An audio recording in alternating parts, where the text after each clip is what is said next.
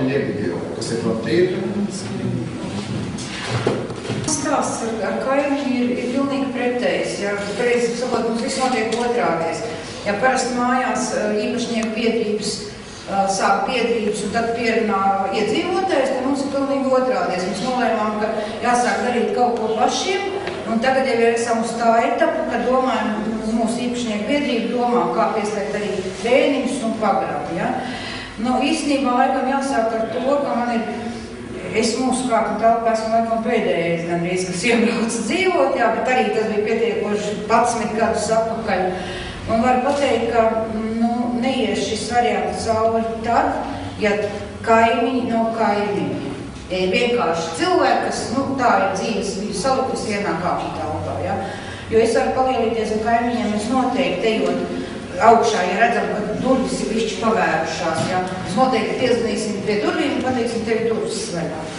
Un līdz ar to izveidojās šī situācija, kad apspriežot vairākus tos piedāvājumus, ko mums piedāvāja dažādas firmas, es godīgi saku, cenas ziņā tas ir pirmais, kas noteikti ieinteresēs cilvēkus, ja? Jo tu ir arī jūs pēc tam, kad dzirdēsiet, teiksim, kad interesēsies par cenu politiku, ja? Noteikti, jo vairāk uz cilvēku jums tas ir izdevīgāk. Pēc tam ir nianses, kuras tehniskā ziņā, es dzirdu, te neviens to neteica, ja? Bet man kā sievietei, kas ir diezgan tālu no tehnikas, ja? Man bija ļoti būtiski tas, ka tai pašai mazai kastītei, kas it kā nodrošina visu dzīvokli jūsu, vai ne, drošību, ir papildu funkcijas, viselementārākās. Kādreiz ienākot mājās, kad ir 2 somas, mēs it kā to signalizāciju noņemam, ja? Un viss. Bet, saimnieks aizmirsām aizslēgt durvis vienkāršais sejas. Tad, ir iespēja vienkārši iztaisīt durvju atvēršanos ar skaņu.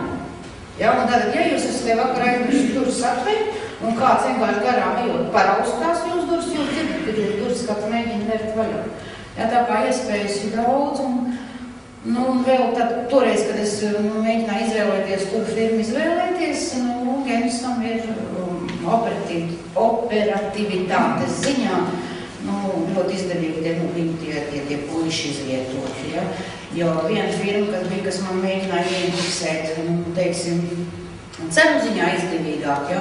Viņiem reaģēšanas tā brigāde atradās kaut kur man viss bija Jūrmals, ja? Un es teicu, sorry, ka jūs atbrauksiet, viss jau būs noticis.